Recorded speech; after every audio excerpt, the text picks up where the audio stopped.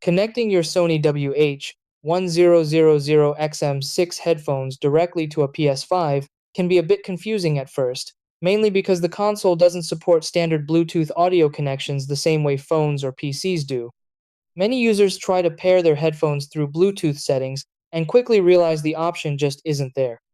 That can make it seem like the headphones aren't compatible, even though they actually can work perfectly with the right setup. The key is understanding that you'll need an alternative method, such as a Bluetooth adapter or a wired connection, to make everything function properly.